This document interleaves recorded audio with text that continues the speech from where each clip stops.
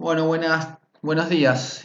Mi nombre es Sergio Gómez, soy el profesor de estructuras de datos y esta es la clase 18 en la que voy a hablar de procesamiento de texto. En particular vamos a acotar la discusión a trace y a el algoritmo de codificación de Huffman. Bueno, ¿qué es un trie? Un trie es una estructura de datos auxiliar que sirve para implementar conjuntos de strings y mapeos y diccionarios de string en un tipo E. ¿Qué es un trie? Un trie es un árbol que factoriza prefijos comunes entre las cadenas almacenadas en el mismo. De tal forma que los caminos de la raíz a las hojas representan las palabras del conjunto o las claves del mapeo o del diccionario que estamos implementando. Entonces, sea ese un conjunto de S minúscula strings sobre un alfabeto sigma, un trie para ese es un árbol ordenado, tal que cada nodo de T, excepto la raíz, está etiquetado con un carácter de sigma. El orden de los hijos de un nodo interno de T está determinado por el orden canónico del alfabeto y T tiene S nodos externos, cada uno asociado con un string del conjunto, tal que la concatenación de los rótulos de los nodos del camino de la raíz a una hoja produce el string asociado a esa hoja. Entonces acá tenemos un ejemplo. Entonces, esta es la notación del libro de Goodrich y Tamassia. Las anteriores también son las definiciones del libro de Goodrich y Tamassia. No hay una notación única para los tries. Empezamos mostrando la del libro y después vemos cómo la vamos adaptando por el camino y utilizando otras notaciones que quizás sean más aptas para la implementación. Entonces acá tenemos un conjunto S formado por que contiene estos strings AB, casa, casita, cosa y coso. ¿Sí? Es un conjunto de cadenas de texto. Entonces las mismas se pueden representar con este árbol, que es un trie, donde los caminos de la raíz hacia las hojas van a formar las palabras del conjunto factorizando prefijos comunes. Entonces tenemos AB representada acá. Después tenemos casa, casa. Y después tenemos casita, pero como casa y casita comparten el prefijo cas, el mismo se representa una única vez. Entonces tenemos casita. Después tenemos cosa y coso, las cuales comparten el prefijo cos. Entonces el mismo se representa una única vez. Y cosa y coso comparten con casa y casita la C. Entonces la misma se representa una única vez. ¿Por qué el árbol trie se dice que es ordenado? Bueno, porque los hijos tienen orden. ¿Sí? Los hijos de un nodo se van a ordenar de acuerdo al orden canónico del alfabeto subyacente, que en este caso es el abecedario común. Entonces por eso la A se pone antes que la O, por eso la A se pone antes que la C. Acá la A la tenemos antes que la I, acá la A la tenemos antes que la O. Y tenemos un cuadradito indicando los terminadores de palabras que en la versión más sencilla del trie serían las hojas. Bueno, entonces, un trie T almacenando una colección S grande de S pequeño strings de longitud total n, es decir, la suma de las longitudes de todos los strings del conjunto Sn, sobre un alfabeto de tamaño D, cumple las siguientes propiedades. Cada nodo interno del árbol tiene a lo sumo de hijos, T tiene S nodos externos, y la altura del árbol es igual a la longitud del string más largo, y el número de nodos es la suma, es del orden de n.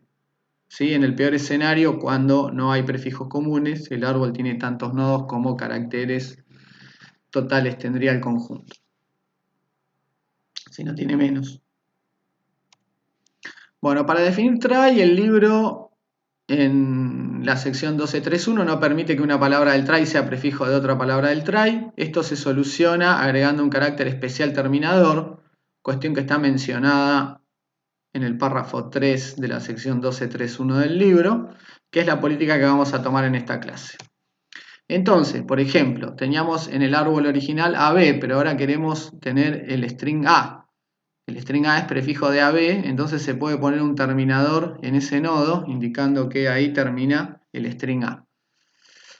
Y si queremos casa y casas, Entonces, por ejemplo, teníamos casa y podemos tener el terminador en A y agregar una S con un terminador indicando que tenemos el string casas. Entonces ahora casa y casas están en el try, casa es un prefijo de casas y no tenemos ningún problema. Entonces, para permitir que una cadena sea un prefijo de otra en la cadena del try, de otra cadena en el try, se puede usar una marca en el nodo interno. Entonces A y AB ahora están en el try. Bueno, ¿para qué sirve el nodo raíz? El nodo raíz sirve para representar el string vacío. Entonces, si ponemos un terminador en el nodo raíz, quiere decir que el string vacío es parte del conjunto de cadenas que representa el try. Entonces, la raíz se asocia con el string vacío. Al marcar el nodo raíz como terminador, tenemos al string vacío como un elemento del conjunto de cadenas determinado por el try. Bueno, ¿cuáles son otras notaciones para tries? En muchos libros lo que se utiliza es anotar los caracteres de las cadenas almacenadas en el try en los arcos y en los nodos no poner nada. En otros libros, como el ejemplo este que yo saqué de la Wikipedia hace unos años, en los nodos internos estaban anotadas las cadenas que se iban formando hasta esa posición. Entonces ven, acá tenemos to en inglés, t, te, después tenemos t por t, ta, después tenemos TED por Eduardito, TED. Después tenemos 10 por 10. Acá tenemos A, después tenemos I. IN es in, en, y INN, in por, no sé, hostería. Y acá lo que hacemos es representar un mapeo, ¿sí? Donde termina una clave, anotamos el valor asociado. Entonces, por ejemplo, la clave asociada a to sería 7. El valor asociado a la clave to sería 7, el valor asociado a la clave TA sería 3, el valor asociado a Eduardito, a TED, sería 4, el valor asociado a TEN sería 12, el valor asociado a A sería 15, el valor asociado a I sería 11, a IN sería 5 y a IN sería 9. Entonces, este árbol lo que hace es representar un mapeo de string, donde las claves son las cadenas de tipo string y sus prefijos comunes están factorizados, y el valor, en este caso, sería de tipo entero. ¿Sí? Entonces, esta estructura de datos es la que utiliza el teléfono celular, cuando uno utiliza el teclado predictivo. ¿Sí? De esa manera tenemos un diccionario de 50.000 palabras, y a medida que uno va tipeando en el teléfono va descartando todas las palabras que no pueden ser.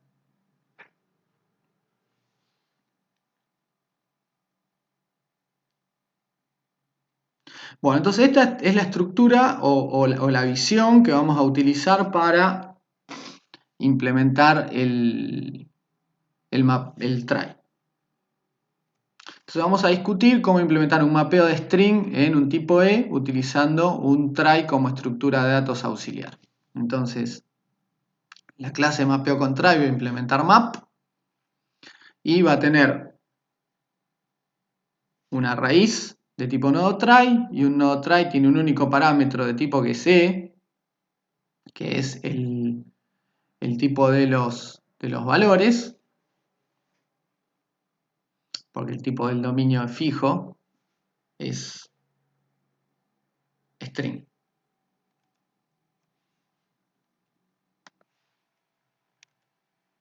Bueno, acá se ve mejor. Entonces tenemos la interfaz map de KB y tenemos la clase mapeo con try de donde string liga con K en el mapeo y E liga con B en el parámetro formal de tipo B del mapeo. Y el nodo try de tiene un padre que es de tipo nodo try de, que es privado, tiene un arreglo de A a la Z de nodo try, esos son, este es el arreglo de hijos, y después tenemos una imagen de tipo E, que sería lo que está pintado de color azul. Nosotros no vamos a representar las mayúsculas, solamente vamos a representar hijos de A a la Z minúscula. Entonces, ¿cómo implementar el constructor del mapeo? El constructor lo que hace es crear un árbol try con un único nodo. Ahora, ¿cómo hago para implementar put de, por ejemplo, to y 7? Entonces lo que hay que hacer es ir recorriendo la cadena TO con un índice i y el árbol al mismo tiempo, creando nodos cuando estos no existan en el árbol. Entonces la clave es TO, i es 0, n es 2, que es la longitud de TO, y el valor a insertar es 7. Entonces como i es 0, estoy en la t de la clave. P es el nodo actual, donde estoy caminando por el árbol. Como no hay nodos debajo de la raíz, lo que hago es crear un nodo hijo para avanzar con un arco t. Ahí. Entonces ahora i es 1, n es 2, el valor es 7. Entonces como i es 1, estoy en la o de la clave, en el carácter número 1. Como no hay nodos debajo de p, creo un hijo para avanzar con un arco o. Ahí. Entonces ahora i vale 2, lo incrementé. Entonces como i y n son iguales, se terminó la cadena, ya la recorrí toda. Y en ese nodo p actual es donde tengo que almacenar el valor en el campo imagen. Entonces, ¿cómo hago ahora para hacer un put de tan y 8? Entonces, de vuelta, tengo que ir recorriendo la cadena tan con un índice i que inicialmente es 0 y el árbol al mismo tiempo, saliendo de la raíz. Entonces, P es el nodo actual, es la raíz. I es 0, la clave es tan, n es 3, que es la longitud de tan, el valor es 8. Como i es 0, estoy parado en la t. Y como ya hay un arco t, avanzo al hijo. Entonces, incremento i en 1 y avanzo al hijo de t. Al hijo t. Entonces, como i es 1, estoy parado en la a. Como no hay un arco a, porque solamente hay un arco o, creo un hijo con arco a y avanzo a ese hijo. Ahí. Entonces, incrementé i, ahora i es 2, estoy en la n. Y como no hay un arco n para el nodo p, creo ese hijo con arco n. Ahí. Y avanzo. Entonces, i vale 3, ya consumí toda la clave. ¿Sí? Me doy cuenta porque i es igual a la longitud. I vale 3 y n vale 3. Y entonces en ese nodo actual tengo que insertar el valor 8 en el campo imagen. Entonces, ahora, ¿qué es lo que pasa cuando put ya encuentra los nodos que necesita? Por ejemplo, put de ta, 9. Entonces, hay que ir recorriendo la cadena ta con un índice i y el árbol al mismo tiempo, creando los nodos cuando estos no existan en el árbol. Entonces, la clave está, estoy en p en la raíz, i es 0, n es 2, que es la longitud de ta, el valor es 9.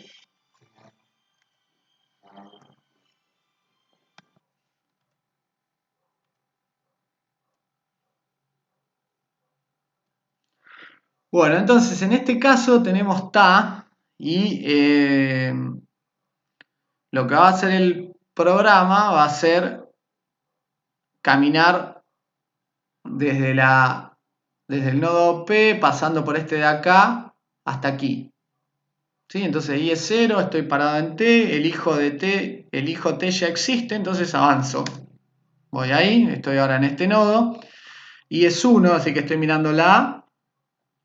Entonces el hijo a ya existe, entonces avanzo. Ahora i y n son iguales, entonces consumí toda la clave, llegué acá a este nodo y ahí seteo el valor en 9.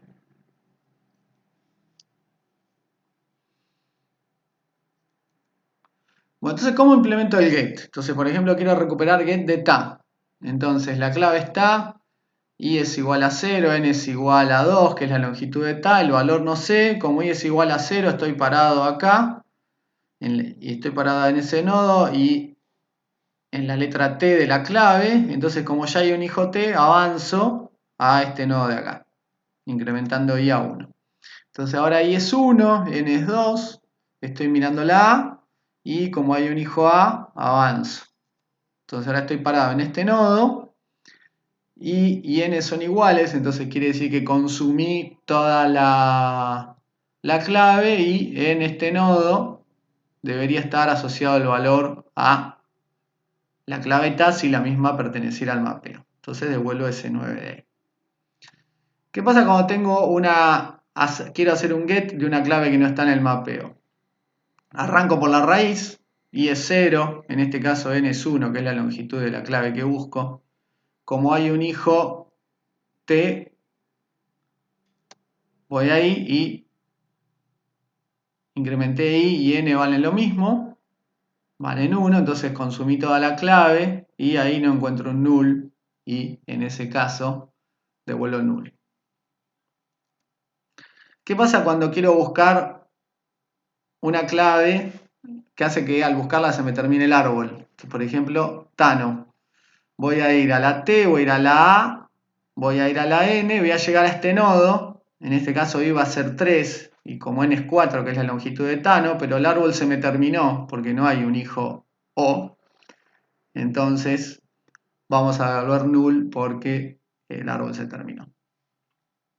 Quiere decir que Tano no está en el try. ¿Cómo se implementan los remove? Bueno, hay que ir recorriendo la cadena TA con un índice y el árbol al mismo tiempo, teniendo en cuenta de recorrer todo el string o que se acabe antes el árbol. Al llegar al nodo P del final de la clave hay que setear la imagen en nulo y como debajo hay nodos no hay que hacer nada más. Entonces, ¿qué es lo que pasa? Tengo TA, entonces voy a ir caminando por acá y voy a llegar a este nodo y ahí tengo que poner un null para anular la clave, el valor asociado a TA. Entonces el árbol queda ahí. ¿Qué pasa cuando quiero remover tan? Cuando quiero remover tan voy a tener que ir a TAN, voy a llegar acá y descubrí que i es igual a n, entonces anulo ese nodo, ese valor, la clave. Entonces, ¿qué es lo que pasa? Volvemos para atrás. Cuando anulo el 8, descubro que este nodo no tiene más hijos, no tiene hijos, entonces no es necesario que esté en el árbol, entonces lo voy a eliminar. Cuando en posorden salgo de la recursión, miro este nodo y descubro que tampoco tiene hijos, entonces lo tengo que eliminar. Ahora bien, este nodo de acá, donde estoy ahora, este sí tiene hijos, entonces no lo tengo que eliminar. Y terminamos. Entonces, más o menos eso nos da la estrategia de cómo implementar las operaciones del try. Entonces, la clase se llama mapeo con try, implementa map de string en e, tiene una raíz protegida de tipo nodo try, vamos a tener la clase InvalidKeyException como clase anidada estática, lo cual permite usar la clase mapeo con try como paquete, es decir, puedo declarar una variable de tipo e de tipo mapeo con try.InvalidKeyException. La clase nodoTry es anidada, es parte de la implementación y es privada, o sea que el cliente no puede hackear el mapeo, no tiene manera de castear a nodoTry.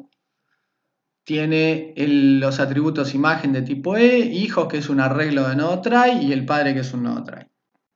Entonces el constructor de la clase nodoTry recibe el padre P, crea un arreglo de 26 nodoTry que se llama hijos, setea la imagen en null y el padre en P. Y después tiene setters y getters donde creo que los únicos interesantes son estos dos que permiten setear el hijo yésimo y recuperar el hijo yésimo, accediendo a las componentes respectivas de este arreglo.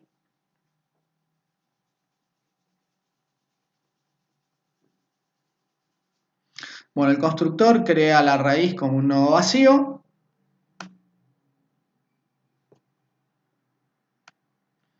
Y put, de acuerdo a lo que vimos en las animaciones anteriores, recibe la clave y el valor. La clave es de tipo string, el valor es de tipo e, y hay que recorrer la clave desde el índice 0 y el árbol desde la raíz. Entonces acá usamos un método auxiliar que se llama putaux. Recibe la clave, el valor, la posición donde estoy mirando el carácter actual en la clave, que sería 0, la longitud de la clave para saber dónde terminé, que sería clave.length, y el nodo actual del árbol, que inicialmente sería la raíz. Entonces putaux recibe la clave, el valor, la posición i de la clave donde estoy mirando, n que es la posición máxima, la última posición o el largo de la clave, y el nodo p donde estoy parado. Entonces si es menor que n todavía queda clave por recorrer, escalo clave.charat i a un número entre 0 y 25, y haciéndolo como agarro el código Unicode del carácter en la posición iésima y le resto el código Unicode de la A. Entonces eso me da un offset en el arreglo. Entonces me fijo si hay árbol a dónde ir. Entonces, si p.get hijo de índice es null, quiere decir que no hay hijo, entonces lo creo. Entonces a p, al nodo actual p, le seteo el hijo de la posición índice y le creo un nuevo nodo try con padre p, que es el nodo actual. Y llamo a la recursión y sigo insertando en el hijo que está en la posición iésima. Entonces inserto la clave y el valor. Ahora estoy en la posición i más 1 de la clave e inserto en el hijo que está en la posición índice. Si i es igual a n, estoy en el else y lo que tengo que hacer es salvar la imagen vieja que está en el nodo p, setear la imagen nueva, que sería el valor que recibí como parámetro, y retornar la imagen vieja, satisfaciendo el comportamiento pedido del mapeo. ¿Cómo funciona get? Get tiene que recorrer la clave desde el índice 0 y el árbol desde la raíz. Entonces utiliza un método auxiliar recursivo que recibe la clave, la posición en la clave donde estoy parado, el largo de la clave y la raíz del árbol. Entonces getAux recibe la clave, la posición i donde estoy parado, el largo n de la clave y el nodo actual p donde estoy procesando. Entonces si i es igual a n, se terminó la clave y en el nodo actual está el valor en el campo imagen, así que lo retorno. Si no, calculo el desplazamiento dado por el carácter haciendo el código Unicode del carácter en la posición i menos el código Unicode de la A. Si la clave no existe en el árbol try porque se me terminó el árbol, a pesar de que la clave sigue, retorno null. ¿Sí? Si no tengo hijo a dónde ir, retorno null. Y si no, llamo a la recursión con el siguiente carácter de la clave y el hijo que está en la posición índice. Y retorno lo que me devolviera la recursión. Remove es un poco más complicado siempre. Remove recibe la clave y lanza una excepción de clave inválida. Busco la clave a partir del carácter 0 y el árbol a partir del nodo raíz y utilizo un método recursivo que recibe la clave, la posición de la clave donde estoy, el largo de la clave, el nodo actual y el índice de p, que la primera vez creo que no sirve para nada. Entonces recibe la clave IN, P y el índice de P, que acá le faltó el int.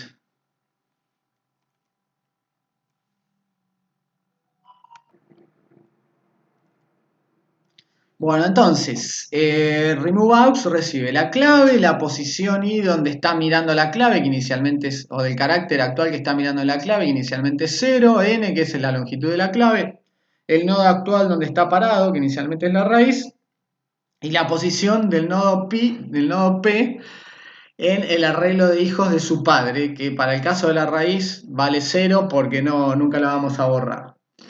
Entonces, acá tenemos el valor para retornar, que retorna remove, que sería este que le retornamos a remove, que es el que le va a devolver al cliente. Cuando i es igual a n, llegué al final de la clave. Si no hay imagen, la clave no estaba. Entonces, ¿cómo detecto eso? Si p.getImagen es null, entonces lanzo una excepción de clave inválida, que la clave no existía. Si no, me guardo la clave, perdón, está bien, sí, si no me guardo el valor, acá en toReturn, la clave estaba, salvo el valor para retornarlo, borro la imagen y después el valor lo retorno acá abajo. Si no, no estoy al final de la clave. Entonces, lo que tengo que hacer es calcular cuál es la posición del nodo hijo del nodo i, del carácter i, perdón, que es el carácter de la posición i, acá, calculando el desplazamiento. Me fijo si existe ese nodo en el árbol, entonces si no hay un hijo en la posición índice, acá es p, no raíz.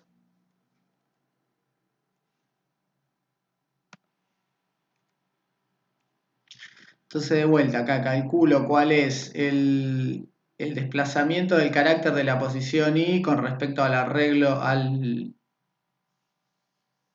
a la primera componente del arreglo, haciendo la diferencia de códigos Unicode. Me fijo si hay un hijo en esa posición índice. Si no hay, quiere decir que la clave era inválida. Y si hay, lo que hago es llamo a remover recursivamente a partir del siguiente carácter. Entonces, incremento y en 1, indico cuál es el largo del string, le paso el hijo correspondiente y le digo cuál es la posición de ese nodo en el arreglo de P. Entonces, ¿para qué me sirve eso? Al volver de la recursión, si el nodo quedó todo nulo, o sea, todas las entradas son nulas, esto no está implementado, pero tengo que recorrer todo el arreglo de hijos y es todo nulo y la imagen es nula. Entonces, si el nodo P no es la raíz, lo tengo que borrar. ¿Cómo hago para borrarlo? Subo al padre y le digo que setee al índice del nodo P donde estoy parado en nulo. Y a P lo desconecto diciéndole que su padre es nulo. Y después retorno el dato a retornar. Entonces esta llave de acá cierra este if y esta llave de acá cierra el método. Ahí. Bueno, ¿qué complejidad tienen las operaciones? Lo lindo del try es que el tiempo es para la inserción y para la búsqueda es proporcional a la altura del try, el cual es proporcional al largo de la palabra más larga del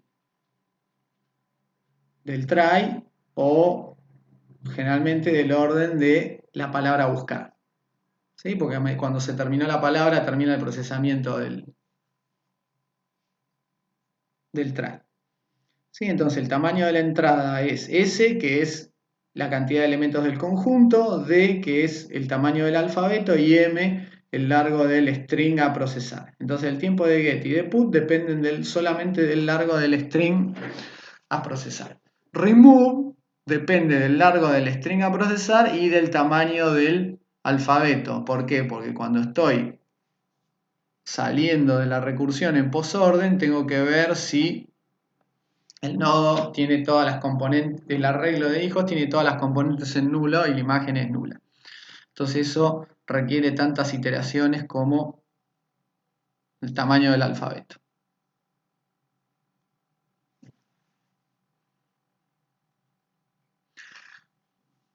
Bueno, el otro tema a charlar es la compresión de datos. En particular vamos a dar el algoritmo de Huffman. La compresión de datos consiste en la reducción del volumen de información tratable. En principio, con la compresión se pretende transportar la misma información, pero empleando menor cantidad de espacio. Hay dos tipos de compresión: sin pérdida de información, en la cual los datos antes y después de comprimirlos son exactos en el caso de la compresión sin pérdida, una mayor compresión solo implica más tiempo en el proceso. Se utiliza en la compresión de código y de texto.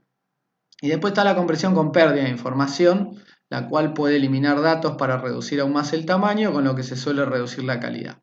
Hay que tener en cuenta que una vez realizada la compresión no se puede obtener la señal original, aunque sea una aproximación cuya semejanza con la original dependerá del tipo de compresión. Y se utiliza principalmente en la compresión de imágenes, videos y sonidos, por ejemplo en los formatos JPG, MPEG o MP3. Nosotros solamente vamos a hablar de compresión de texto sin pérdida y vamos a dar un único algoritmo que es el de Huffman. Entonces, dado un string X definido sobre un alfabeto sigma, deseamos codificar X en forma eficiente y en forma binaria, es decir, obtener un string Y formado solo por ceros y unos. Entonces, primero vamos a hablar de codificación, sin comprimir. Entonces, vamos a hablar de codificación binaria. Si tengo un alfabeto sigma con n símbolos, necesito logaritmo base 2 de n bits para codificar cada símbolo. ¿Sí? Acá esto es el techo. Si la cuenta me da 2,3, necesito 3 bits. Entonces, por ejemplo, si tengo 8 símbolos, A, B, C, D, F, G hasta la H, entonces n es 8, necesito, como el logaritmo base 2 de 8 es 3, necesito 3 bits para codificar cada símbolo. Una codificación posible es esta. ¿Sí? A 000, B 001, C 010, D 011, E 100, F101, G110, H11. Esto sale de hacer la enumeración en binario de cada símbolo. Entonces esto se puede codificar con un árbol de codificación donde si voy a la izquierda es un 0 y si voy a la derecha es un 1. Y por ejemplo la codificación de la A es triple 0, porque si hijo izquierdo, hijo izquierdo, hijo izquierdo. 0, 0, 0. La B es 0, 0, 1 porque fui a la derecha. La C es 0, 1, 0, que es lo mismo que tengo acá. La D es 0, 1, 1. La E sería 1, 0, 0. ¿Sí? Recuerden, 1 se ve a la derecha, 0 se ve a la izquierda. Entonces tengo 1, 0, 0. La F es 1, 0, 1. La G es 1, 1, 0 y la H es 1, 1, 1. Entonces, por ejemplo, la cadena está A, B, B, C, C, D, F, A, D se codifica sin compresión como la codificación de A es 0, 0, 0. Entonces ahí tengo la A. La siguiente A es lo mismo, la tercera lo mismo. La B es 0, 0, 1. Entonces esta de acá. Y así sucesivamente. ¿Sí? Los puntos se ponen para que se entienda, pero no va. Entonces esta codificación es sencilla porque cada carácter mide 3 bits. Entonces recuperando de a 3 bits y utilizando el árbol puedo descubrir cuál es el carácter que está codificado. ¿Sí? Entonces recupero 0, 0 y 0, descubrí la A. Con el otro 0, 0, 0 descubrí la A. Con este lo mismo. Con el 0, 0, 1, ¿cómo descubro que es una B? Consumo el primer 0, consumo el segundo 0 y el tercer 0, el 1 me lleva a la B. ¿Sí? Entonces acá descubro que esto 0, 0, 1 es la B. Ahora bien, ¿qué pasa? En la codificación de Huffman, lo que voy a hacer es, en lugar de usar un número fijo de bits para codificar cada carácter de un string X, los caracteres que más se usan se van a codificar con menos bits y los que menos se usan con más bits. Y eso va a lograr comprimir la cadena. Entonces, por cada carácter es necesario conocer su frecuencia de aparición. Ese ejercicio lo dimos cuando dimos colas, aplicaciones de colas, no, de mapeos, mapeo con lista. O sea, que busquen por ahí que está explicado cómo es el algoritmo. Es decir, por cada carácter C tendremos f de C, que es la cantidad de apariciones de C en la cadena comprimida. La concatenación de los bits de la compresión de los caracteres de la cadena van a formar el string comprimido. Entonces, vamos a hablar de códigos prefijos y códigos no prefijos. Un código prefijo es, para evitar ambigüedades, no va a haber ningún código de un carácter que sea prefijo de otro. En consecuencia, solo necesito dos símbolos para codificar la cadena comprimida, porque no necesito separadores para saber dónde termina la codificación de un símbolo y empieza la del siguiente, a pesar de que los símbolos midan todos diferente longitud. Entonces, por ejemplo, un ejemplo de código prefijo es este. Si el código de A es 0, el de B es 1, 0 y el de C es 1, 1, 0, acá la A no es prefijo de B, la B por supuesto no es de A porque mide más, y la B no es prefijo de C. Entonces, dada una secuencia de bits arbitraria, puedo decodificar sin ambigüedades. Entonces, por ejemplo, esta secuencia de acá significa esta secuencia de caracteres de acá, por ejemplo. ¿Por qué? Porque tengo el primer 0 significa una A, el segundo 0 una A, el 1, 0 significa una B, este 1, 0 significa una B, este 1, 0 una B, este 0 una A, y este 1, 1, 0 una C, 0 y 0 son A's. Entonces no hay forma de equivocarse. Ejemplos de código no prefijo son la codificación Morse, porque además de di, que es el punto, y da, que es la raya, necesita la pausa entre símbolos. ¿Sí? El árbol de codificación del código Morse que se usaba para los telégrafos es este. ¿Sí? Tengo da es la T, da es la M, da es la O, da di es la G. Entonces cuando aparece una da, si no hago la pausa, no sé si venía la T o era da, que era la M. Sí, hay videos interesantes de viejos tipos grandes de la Segunda Guerra Mundial mostrando cómo se hacía la codificación con telégrafos. Hoy en día esto ya se ha dejado de usar, pero es un ejemplo de un código no prefijo binario.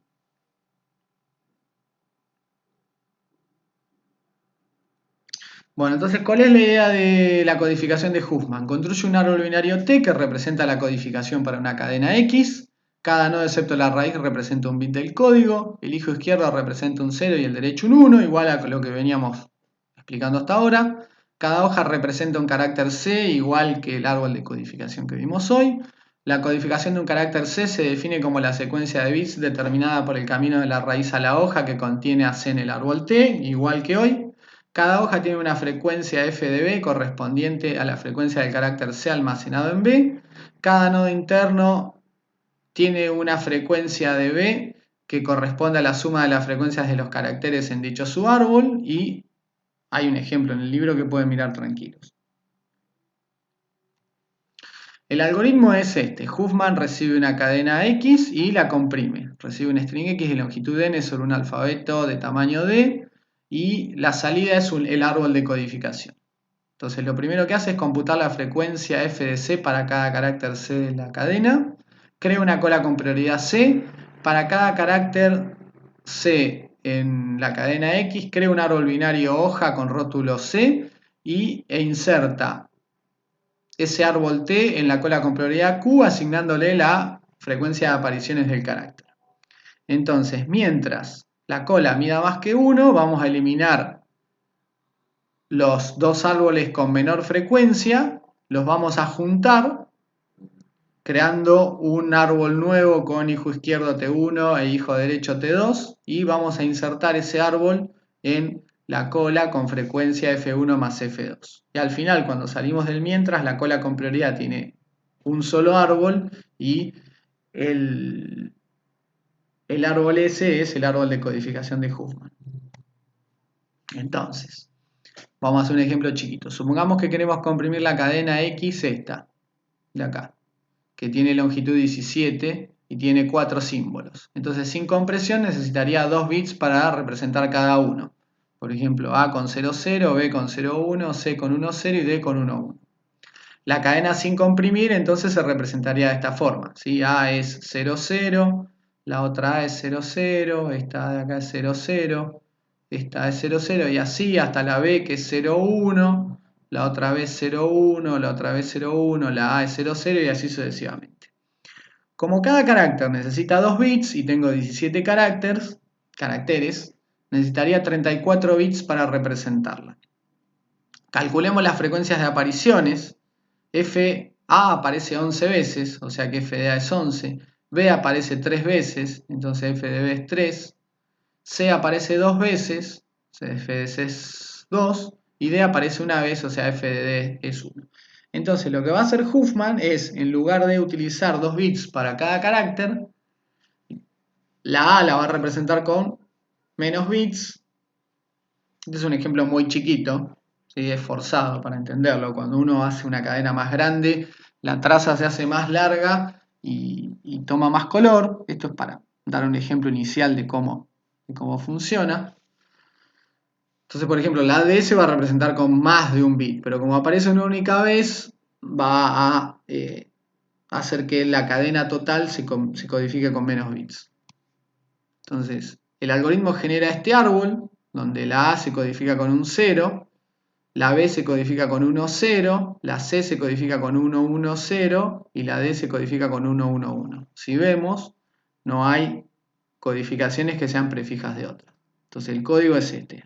El código A es 0, el de B es 1, 0, el de C es 1, 1, 0 y el de D es 1, 1, 1 de acuerdo al árbol de codificación.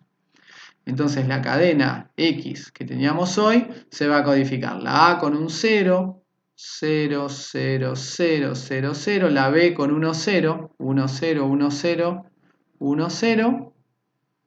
Después tenemos las A, estas son 1, 2, 3, 4, 5 ceros, son estos de acá. La C sería 1, 1, 0, 1, 1, 0, la otra C es 1, 1, 0 y la D es 1, 1, 1.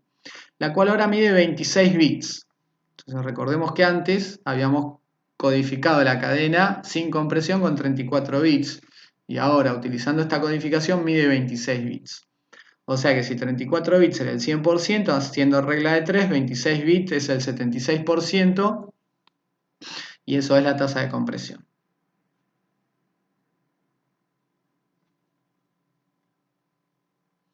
Bueno, ¿qué es lo que pasa? Huffman genera un árbol óptimo para un string en particular. A uno en general lo que le interesa es comprimir cadenas en un lenguaje. Entonces, por ejemplo, si quisiéramos aplicar los documentos arbitrarios, podríamos determinar la frecuencia de aparición de cada símbolo en el idioma castellano, construir el árbol de Huffman para el castellano, utilizar siempre el mismo árbol para comprimir y descomprimir, y algunas veces el resultado será malo y otras bueno, pero en promedio el resultado va a ser bueno. Bueno, estos temas se pueden leer del capítulo 12 del libro. Lo que no está explicado, que siempre lo hacemos en forma oral, pero se puede charlar acá, es, dada una cadena comprimida, bueno, en realidad sí, porque estaba acá, bien, la descompresión se realiza utilizando el árbol. Entonces, si aparece esta cadena de ceros y unos, ¿cómo hago para recuperar la cadena original? Consumo el 0, vengo acá y encuentro una A.